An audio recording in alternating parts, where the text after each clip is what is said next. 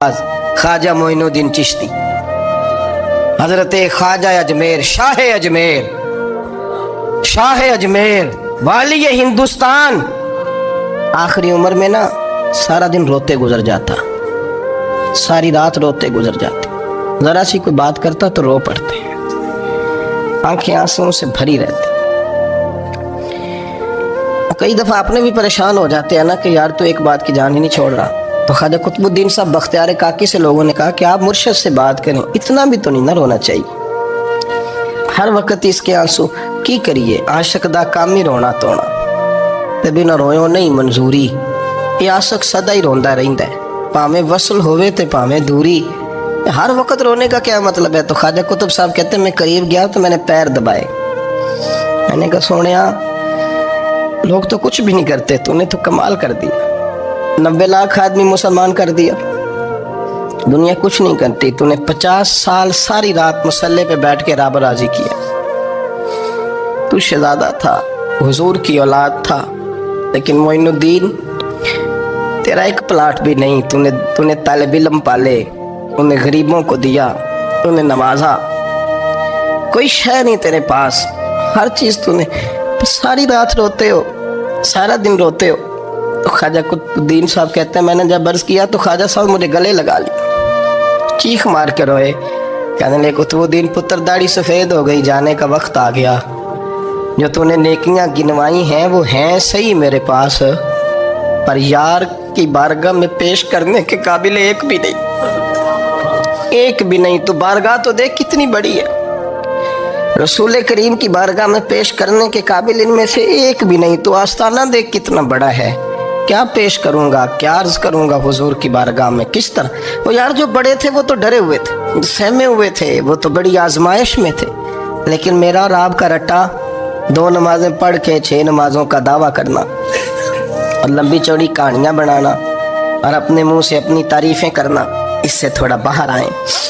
Risk भी मेरा अल्लाह ही देता है, इल्म भी अल्लाह देता है, रिस्क भी। बड़े बड़े फकीरों को मालदार होते देखा, बड़े बड़े मालदारों को फकीर होते देखा, बड़े बड़े। मेरे एक बड़ा सखी किस्म का सज्जन है, बड़ा प्यारा है, मैं उसे सखी मानता हूँ। मैंने अपनी परेशानियों के दिनों में भी उस शख्स को सखी देखा। एक दिन रात को मुझे टेलीफोन करके कहने लगा किधर हो? मैंने कहा मैं घर हूँ। नहीं अक्सर सफ़र में होते हो ना? मैंने कहा तबीयत कैसी है? ठीक है, बस हाल चाल पूछना था। मैंने समझा ये, मैंने कहा यार ये कोई मसला है, वरना रात के 2 बजे कोई हाल पूछने को फ़ोन तो नहीं ना करता, कोई मतलब ऐसा तो मसला नहीं ना। तो मैंने बैक कॉल की, मैंने कहा यार मेरी बात सुन, मसला क्या? कहने कुछ नहीं दिल कर रहा था। मैं कहा मेरी गल सुन, रहे हैं असी 4-5 साल कट्ठे, मैं तेन जानना, असल बात कर।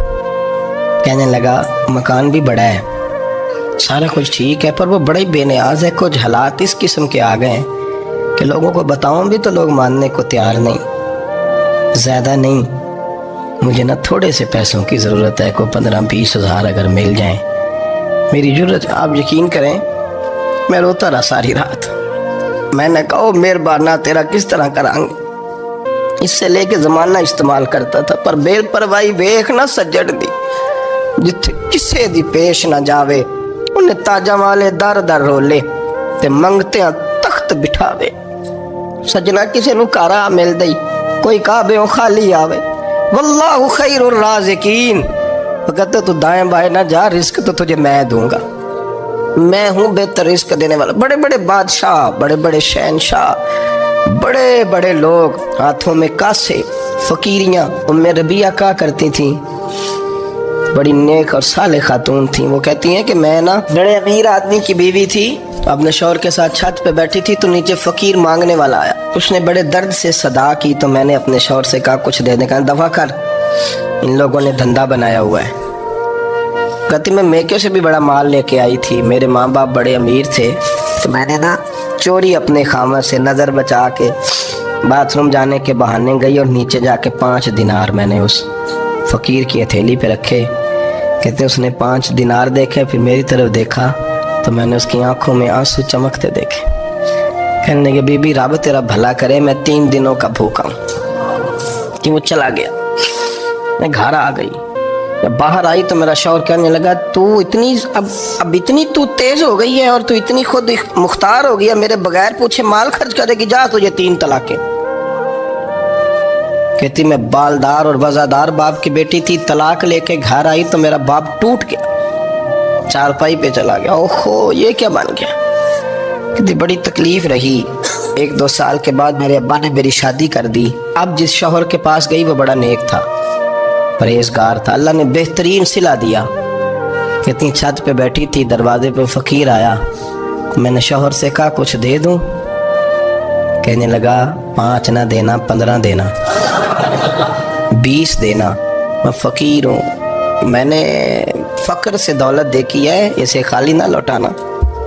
کہتی ہے کہ میں نیچے گئی اور جب میں نے اس کی طرف دینار بڑھائے تو میری چیخ نکلی، پیسے پھینک کے میں بے ہوش ہو کے گری۔ میرا شوہر نے آ کے اٹھایا، اندر لے گیا، پانی منہ پہ چھڑکا، کہنے لگا تجھے کیا ہوا؟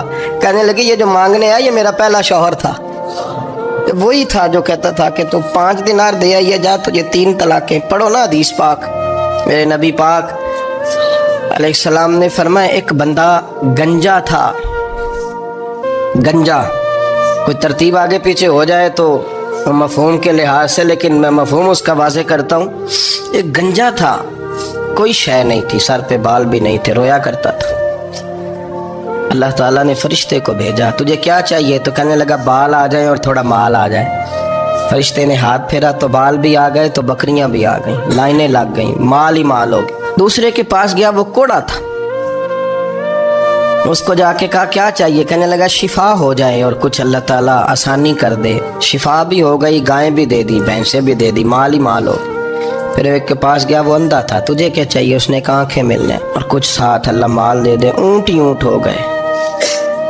جب بڑا نواز دیا تو پھر مالک نے امتحان لینے کا ارادہ کیا، یاری تیری سونا ہے پر آزمائشاں بھی تیریاں اگ، آزمائشاں تیریاں، صحیح کہہ رہا ہوں، آزمائشاں تیریاں، یاری تیری سونا ہے پر آزمائشاں تیریاں، اے سونا پرکھیا جامدائی پہلو نہ لگاں دے لگ۔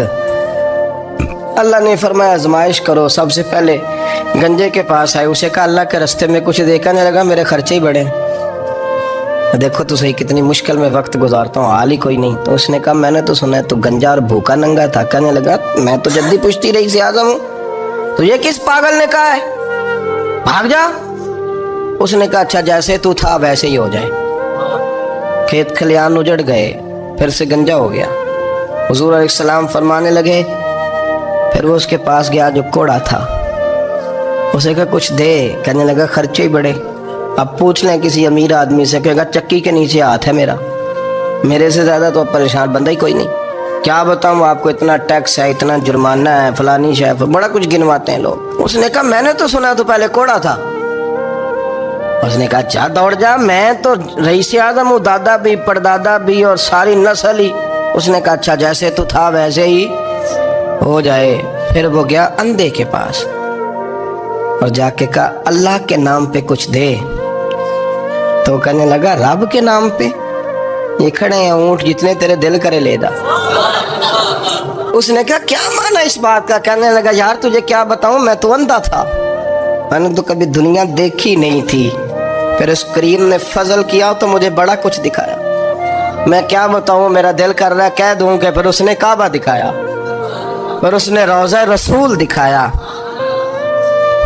پھر اس نے ریاض الجنہ کے سجدے دکھائے، پھر اس نے اپنے محبوب کے دروازے کی رونقیں دکھائیں، اس نے بڑا کچھ دیا، اس نے بڑا نوازا۔ میرے پاس تو شاید میں بدکار پرانا خادم، کسے در ملی نہ ٹوئی، ایت واصف یار نے نظر جو کی تھی پھر واصف ہی ہوئی، یہ تو اس کا کرم ہوا۔ تو یہ وہ کہنے لگا تو اللہ کے نام پہ جان مانگ، میں وہ بھی دینے کو تیار، میرے پاس تو شے کوئی نہیں تھی، مجھے تو اپنا پتہ ہے، میں تو کوئی شے نہیں تھا، کچھ نہیں تھا میرے پاس، یہ تو ان کا کرم ہے کہ رخ ان کا ادھر ہے، اور مختصر سی میری کہانی ہے، یہ جو بھی ہے ان کی مہربانی ہے۔ تو وہ کہنے لگا میں بھی کچھ لینے نہیں آیا تھا، تیری آزمائش ہی کرنے آیا تھا، تیری عزتیں بھی سلامت رہیں گی، تیرا مال بھی سلامت رہے گا، تیری شفا بھی۔ اپنی زندگی میں کبھی بھی اللہ کی بارگاہ سے توجہ ادھر ادھر نہ کریں، چھوڑیں لوگ کیا کر رہے ہیں، دنیا کیا کہہ رہی، کبھی بھی اپنی توجہ دائیں. ہمارا یہ مسئلہ بن گیا کہ ہماری سیاست ہے, ہماری دنیا داری ہے, ہم بندوں کو راضی کرنا چاہتے ہیں. ہم دیکھتے ہیں کون کس طرح, اور آپ یقین کریں آپ تھک جائیں گے, بندے راضی نہیں ہوں گے, وہ نہیں راضی ہوتے. آپ ان کو منا کے لائیں گے تو ادھر والے نکل جائیں گے, ادھر کو منائیں گے تو ادھر والے نکل جائیں گے. اس چکر سے باہر آئیں, اس رب کو راضی کریں جو فرماتا ہے ان الذین آمنوا وعملوا الصالحات سیجعل لهم الرحمن ودا. فرمایا تو ایمان لانے کے بعد نیک عمل کر, میں لوگوں کے دلوں میں تیری محبت پیدا کر دوں گا. رحمان لوگوں کے دلوں میں محبت ڈال دے گا, اللہ لوگوں کے دلوں میں. اپنی نظر ہمیشہ اپنے رب پہ رکھیں. اتنی لمبی چوڑی دنیا داروں سے امیدیں نہ وابستہ کریں. میں نے دیکھا ہے لوگ کاسا لیسی کرتے ہیں, کبھی اس کے دروازے پہ کبھی اس کے دروازے پہ. ان چکروں سے باہر آئیں اور اپنے رب کی بارگاہ کی طرف توجہ کریں. استغفار شوق سے پڑھا کریں, اور اکیلے میں نا, اکیلے میں.